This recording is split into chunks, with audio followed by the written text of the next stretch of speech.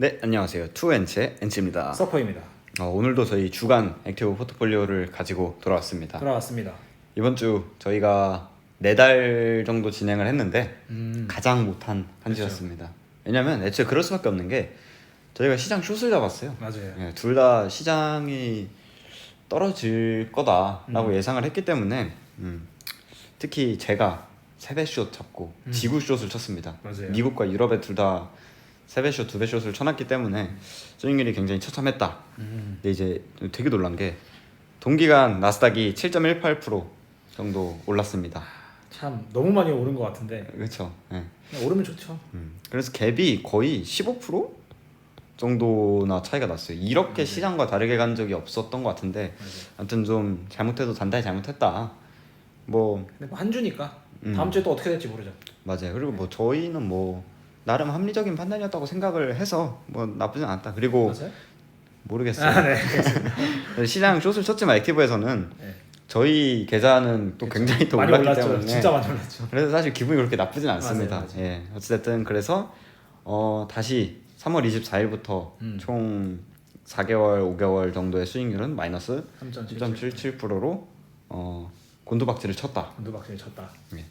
그래서 수익률을 보면은 거의 그냥 계속 이기고 있다가 이제 만나기 일보 직전입니다. 네. 아직까지는 이기고 있어요. 아직까지는 이기고 있는데 시장은 좀 많이 반등을 했고 저희는 수직하강 번지 점프를 했다.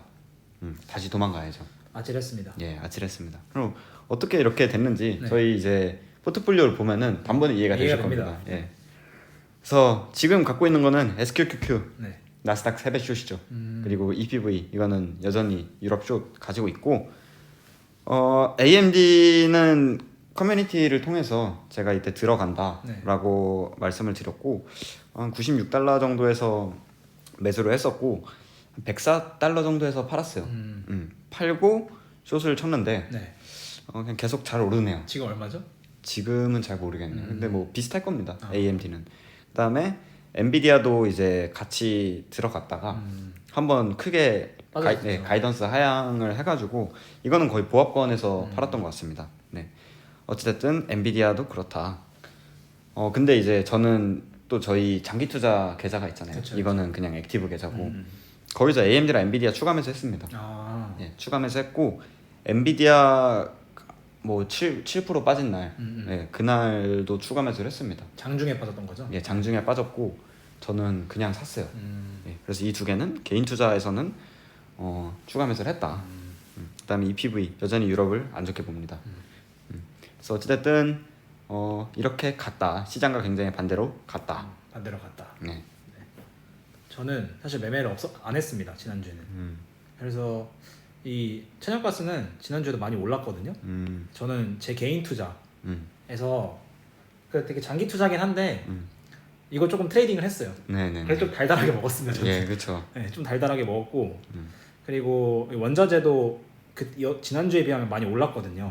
그래서 이것도 개인 투자에서 트레이딩을 좀 했고 왜냐면 계속 주식 사야지 하는데 너무 계속 오르잖아요. 그쵸. 요만큼 빠지고 그럼 좀만 기다리면 오겠다 했을 때 다시 또 오르잖아요. 그렇죠. 그래가지고 뭐 이러다가 평생 못 살 수도 있지만 어찌됐든 지금은 원자재 이 포지션 전부 다 청산했고 현금으로 지금 계속 많이 갖고 있어요 좀. 그래서 이 현금으로 주식 언제 살 건가를 개인 투자하고 있고 액티브는 그럼 어떻게 할 거냐. 일단 액티브는 저 이거 계속 들고 갈 거예요. 네, 계속 들고 갈 거고 왜냐면 저는 솔직히 상승한다는 믿음만 있으면 네네. 개별 주식 공부해서 바로 찍어서 딱 들어갈 것 같은데 네네. 상승한다는 믿음이 제 스스로 뭔가 납득이 안 돼서 그렇죠. 네, 뭔가 납득이 안 돼서 이럴 거면 어떤 방향성 이런 건 잘 모르겠고 원자재는 저는 갈 것 같거든요. 특히 이것도 지금은 많이 올랐지만 또 기술적으로 빠지면 또 살 것 같고 그래서 원자재는 계속 좋게 보고 있어서 들고 갈 예정입니다. 좋습니다.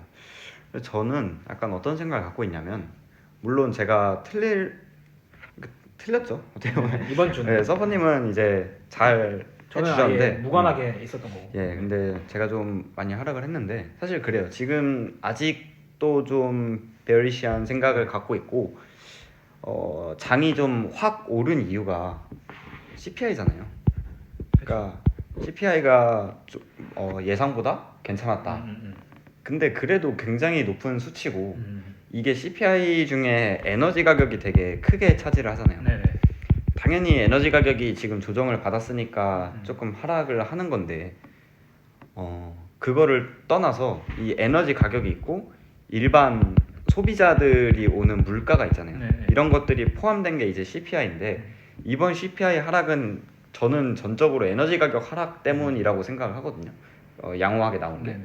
근데 이거는 저는 일단 단기적이라고 생각을 하고 다시 오를 가능성은 충분히 있고, 그리고 이미 지금 거의 완전 피크 수준에서 물가가 형성이 돼 있는데 이 기업들이 물가를 올려놓은 상황에서 내리진 않거든요. 그렇죠. 예, 내리진 않고 이쯤에서 물가가 형성돼 있는 상황에서 소비자들이 돈을 더 많이 쓸 거냐?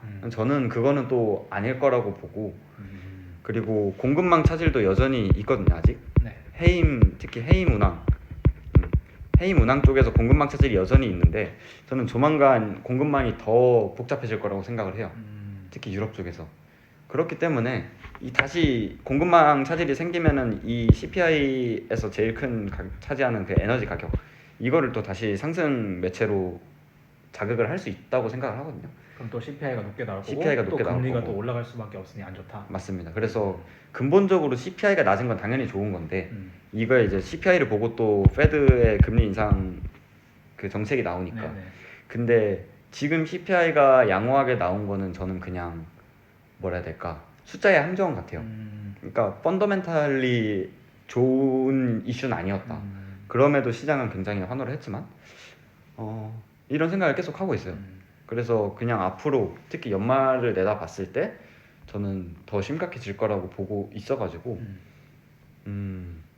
어렵네요. 장기적으로는 그렇게 보고 있지만 이번처럼 한 주만 방향이 틀려도 지금 레버리지로 들어갔기 때문에 그렇죠. 이게 레버리지의 무서운 점인데, 한 주만 방향이 틀려도 이렇게 시장과 거의 나스닥이랑은 15% 갭이 났으니까 조금 고민을 해볼 것 같긴 합니다. 근데 아무튼 다음 주까지는 웬만하면 계속 이 숏 포지션을 들고 갈 것 같습니다. 저는. 어려워요. 예, 어렵습니다. 그냥 장기 투자가 훨씬 더 쉽습니다. 장기 투자가 쉬워요. 네, 그냥 잊어버리는 게. 좋은 기업은 그냥 네. 떨어지면 싸네? 하고 사면 되니까. 아무튼 뭐 저희가 이런 공부를 하고 이런 경험을 쌓으려고 하는 거니까 맞아요. 되게 재밌게 하고 있는 것 같아요. 그래서 그건 진짜 좋은 것 같아요. 맞습니다. 해보지 않을 고민을 해본다는 거. 근데 되게 좋은 고민. 맞습니다. 뭐 장기 투자만 했으면은 굳이 이 CPI에 연연하지 않아도 될 거를.